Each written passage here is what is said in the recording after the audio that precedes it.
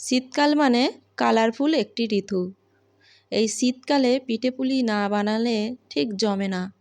তাই আমি আজকে তোমাদেরকে চুষি পিঠা বানিয়ে দেখাবো এবং কালারফুল।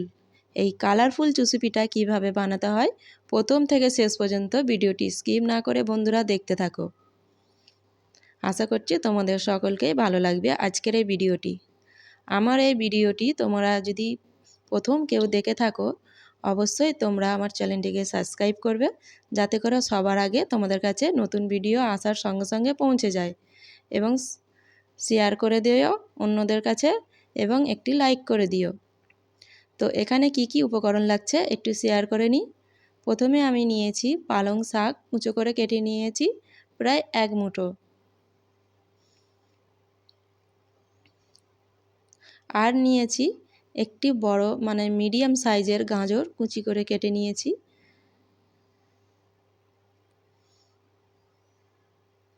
আর এখানে নিয়েছি চা কাপের 4 কাপ আতপ চালের গুঁড়ো। এটা বাজার থেকে কেনা আতপ চালের গুঁড়ো। আমি যে কাপটা দেখালাম ওই কাপের 4 কাপ। আর এখানে 1 কাপ চিনি আর 3-4টি এলাচ নিয়েছি। আর লাগছে লবণ। এখানে আমি 500 লিকুইড দুধ নিয়েছি। তোমরা চাইলে পাউডার দুধেরও করতে পারো এবং নারকেল দুধেরও করতে পারো। প্রয়োজন মতো পানি লাগবে। তো আমি সমস্ত মানে গাজর আর পালং শাক মিক্সার গ্রাইন্ডারে পেস্ট বানিয়ে নিয়েছি। তো পেস্ট বানাবার পর ঠিক এই রকম দেখতে লাগবে।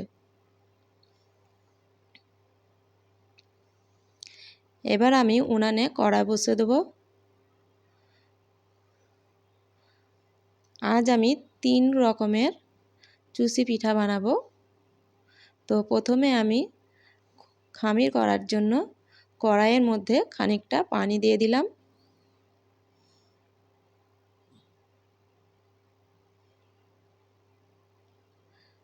এবার পালং শাকের যে পেস্ট বানিয়েছিলাম সেইটাও পানির মধ্যে দিয়ে দিলাম।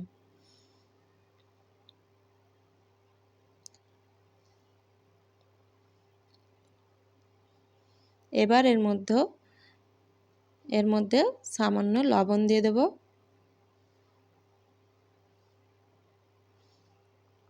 এবার পালং শাক মানে পালং শাকের যে পেস্টটা ছিল সেটা আমি বলক আসা পর্যন্ত অপেক্ষা করব।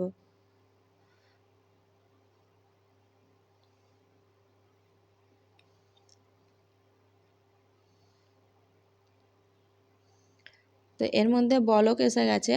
এবার আমি আতপ চালের যে গুঁড়ো ছিল সেটা আমি এর মধ্যে খানিকটা দিয়ে দেব। 4 কাপ আমি এখানে আতপ চালের গুঁড়া নিয়েছি। আতপ চালের গুঁড়োটা আমি 3 রকমের খুমির করে নেব।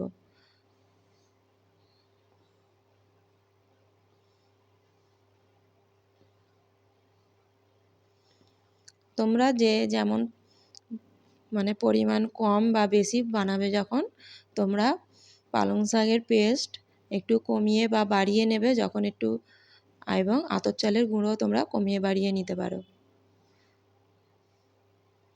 আমি এখানে আমার পরিমাণ মতো পেস্ট বানিয়ে নিয়েছিলাম। সেই পেস্ট অনুযায়ী আমি আতপ চালের গুঁড়ো দিয়েছিলাম। এবার আমি গাজরের যে পেস্ট আছে মানে সেইটা এবার আমি খামির করে নেব। তো এর মধ্যেও আমি সামান্য লবণ দিয়ে দিলাম। এরপর আমি গাজরের যে পেস্ট বানিয়ে রেখেছিলাম সেটা এর মধ্যে দিয়ে দেব।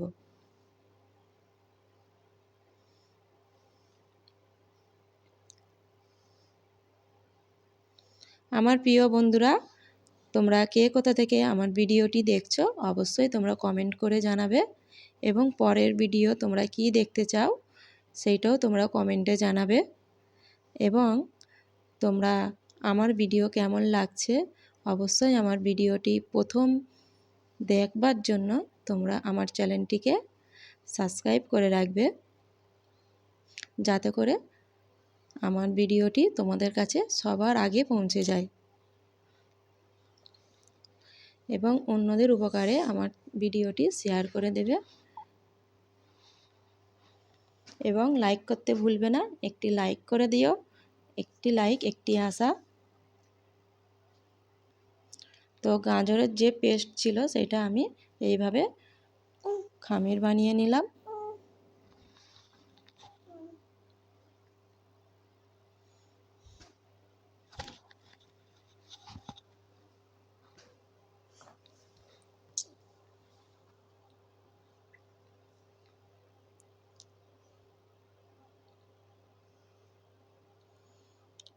এটা এবার আমি উনান থেকে নামিয়ে নেব। এটা আমার অলমোস্ট রেডি। তো আমার এখানে দু রকমের খামির বানানো হয়ে গেল। এবার আমি পরের খামিরটা রেডি করে নেব।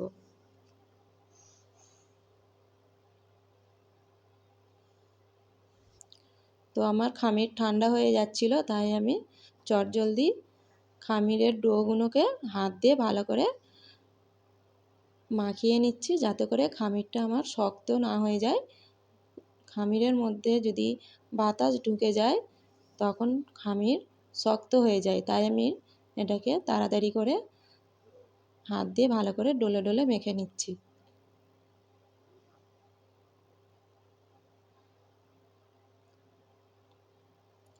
হাত দিয়ে ভালো করে ডলে ডলে মেখে নিয়ে এটাকে আমি ঢাকা দিয়ে রেখে দেবো, যাতে করে ডোটা কোনো বাতাস না ঢুকে শক্ত না হয়ে যায়। তো আমার দু রকমের খামির রেডি হয়ে গেছে। এইটাকে আমি ঢাকা দিয়ে রেখে দেব। এর পরের খামিরটা আমি রেডি করে নেব। এখানে আমি একইভাবে সামান্য পানি দিয়ে দিলাম কড়াইয়ের মধ্যে, সামান্য লবণ দিয়ে দিলাম,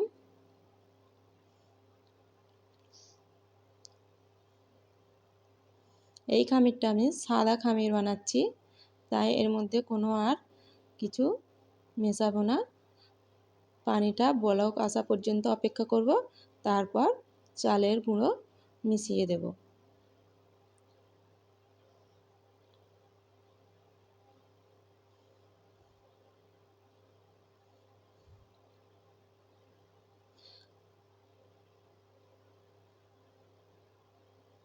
আমি এখানে প্রাকৃতিক নিয়মে একদম পিঠা বানিয়েছি, কোনো কেমিক্যাল ইউজ করিনি, যা স্বাস্থ্যের জন্য খুবই উপকারী। আমি পুরোপুরিটা সবজি দিয়ে বানিয়েছি।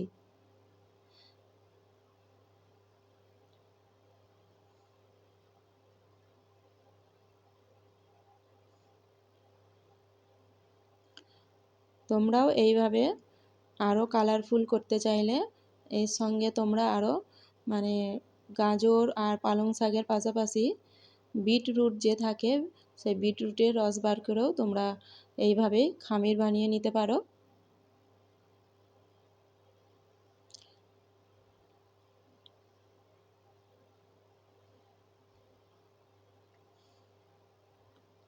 এরপর আমি কড়াই বসিয়ে দিয়েছি, দুধটাকে জাল দিয়ে নেব।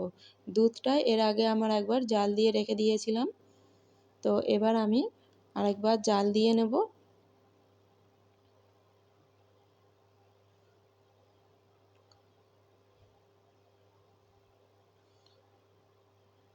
দুধের মধ্যে আমি 2 প্যাকেট 10 টাকা দামি গুঁড়ো দুধ মিশিয়ে নেব, যাতে করে মানে পিঠার যে স্বাদ সেটা দ্বিগুণ হয়ে যায়। 2 প্যাকেট দুধ আমি এর মধ্যে দিয়ে দিলাম। এবার দুধটাকে আমি নাড়তে থাকবো কন্টিনিউ, বলক আসা পর্যন্ত অপেক্ষা করব।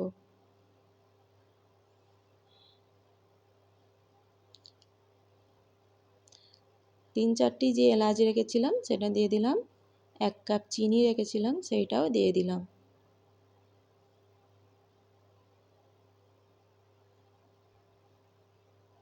আমি এর মধ্যে গুড় দেব না, আজ গুড় দিলে পিঠাটার যে কালারফুল সেটা ফুটে উঠবে না। আমি সাদা দুধের মধ্যেই যখন পিঠাটা দেবো দেখতে অসাধারণ লাগবে, এই কারণে আমি গুড় দেব না। তোমরা যদি মনে করো যে এর মধ্যে গুড় দেবে তাহলে অবশ্যই দিতে পারো। এখানে আমার অলমোস্ট সব চুষি পিঠা রেডি হয়ে গেছে। আমার ফোনের চার্জ ছিল না, এই কারণেই আমি আস্তে আস্তে কাজগুলো করে রেখেছি। একটু সামান্য করে আটার ডো রেখে দিয়েছি শুধুমাত্র তোমাদেরকে দেখাবার জন্য। তো আমি এখানে কিভাবে করছি তোমরা অবশ্যই বন্ধুরা বুঝতে পারছো। আমি ছোট ছোট লেচি কেটে নিচ্ছি, ছোট্ট ছোট্ট একদম, এবং হাতের তালুতে দেখতে পাচ্ছ এরকম সাইজের নিয়েছি, এইরকম ছোট সাইজের নেবে এবং হাতের মাঝখানের তালু দিয়ে জাস্ট এইভাবে 3 থেকে 4 বার ঘষে নেবে চাপ দিয়ে, এইরকম পিঠা তৈরি হয়ে যাবে। তো বন্ধুরা দেখতে পাচ্ছ আমার অলমোস্ট আগে থেকে এতগুলো পিঠা আমি বানিয়ে রেখেছি। এবার আমি উনানে পানি বসিয়ে দেব, এটাকে আমি ভাপিয়ে নেব। চুষি পিঠা অনেকেই ভাবায় না, সেই সব বন্ধুদের আমি বলবো চুষি পিঠা ভাপিয়ে ভালো করে রান্না করবে। ভাপিয়ে নিলে কি হয়, ভাপিয়ে নিলে একটার সঙ্গে একটা জড়িয়ে যাবে না রান্নার সময়, এবং রান্নার পরে যে মানে দুধটা অনেকটা চুঁয়ে গিয়ে গাঢ় হয়ে যায়, সেই গাঢ়টাও হবে না। এখানে আমি প্রায় 10 মিনিটের মতো 10 মিনিট সময় ধরে আমি এটাকে ভাপিয়ে নিচ্ছি। তো দেখতে পাচ্ছ ভাপানো হয়ে গেছে, এরকম প্রায় একটা একটা ছেড়ে ছেড়ে যাবে। এবং চুষি পিঠা যখন একটা করে গড়বে তখন একটু করে আটা ছড়িয়ে দেবে, নাহলে একটার সাথে একটা জড়িয়ে যাবে। যখন হাতে ঘষে ঘষে চুষি পিঠাগুলো রেডি করবে একটু একটু করে আঠা ছড়িয়ে নেবে, নাহলে এটা জড়িয়ে যেতে পারে। এবার আমি দুধটাকে একটু জাল দিয়ে নেবো, দুধটা আমার ফুটে গিয়েছিল, এটা নামিয়ে রেখেছিলাম, আর একটু জাল দিয়ে নেবো। যখন এটার মধ্যে বলক উঠে আসবে, দুধের মধ্যে যখন বলক উঠে আসবে তখন আমি পিঠাগুলো এর মধ্যে দিয়ে দেবো।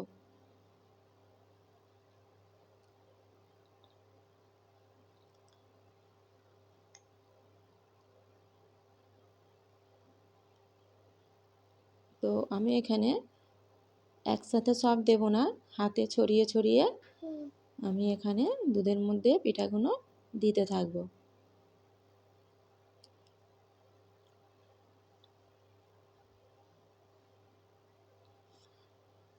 দেখতেই পাচ্ছ আমি এখানে কিছু কিছু করে একসাথেই দিচ্ছি না, কিছু কিছু করে এই কারণেই দিচ্ছি যাতে করে একটার সাথে একটা লেগে না যায়, ডলা পাকিয়ে না যায়।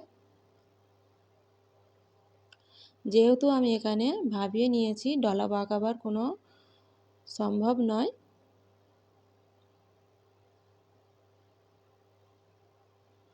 তো বন্ধুরা নিশ্চয়ই তোমরা দেখে বুঝতে পারছো পিঠাগুলো কীরকম একটা একটা ছাড়া ছাড়া হয়ে রয়েছে, কারণ আমি এখানে ভাপিয়ে নিয়েছিলাম আগে থেকে।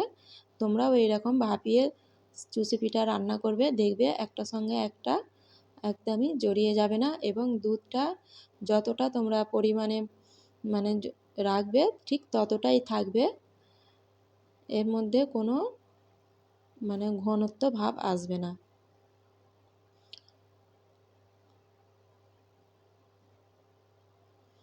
সদ্য তৈরি করে দুধের মধ্যে দিলেই কি হয়, চুষি পিঠাগুলো যত ফুটবে দুধ এর মধ্যে টানতে থাকবে, শুকাতে থাকবে। আর ভাপিয়ে নিলে দুধটা এর মধ্যে টানবে না, মানে শুকাবে না, তার জন্য মানে পিঠাটাও ঝরঝরে একটা একটা থাকবে, এবং দুধটাও যেমন পরিমাণে দেবে ঠিক তেমনই থাকবে।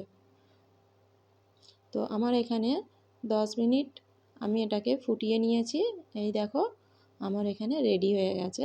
এবার আমি উনান থেকে কড়াই নামিয়ে নিচ্ছি।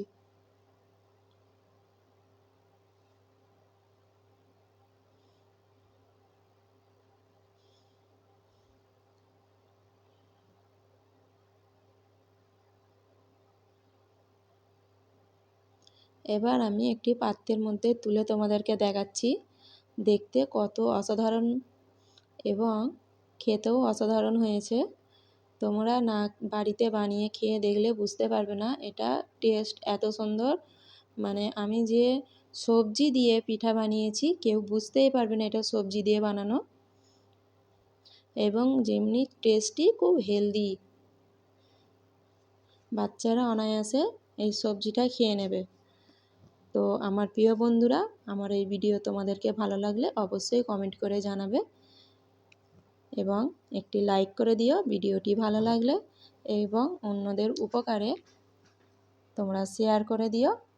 আর অবশ্যই আমার প্রিয় বন্ধুরা আমার চ্যানেলটিকে সাবস্ক্রাইব করে রাখবে, যাতে করে আমার ভিডিও তোমাদের কাছে সর্বপ্রথম পৌঁছে যায়।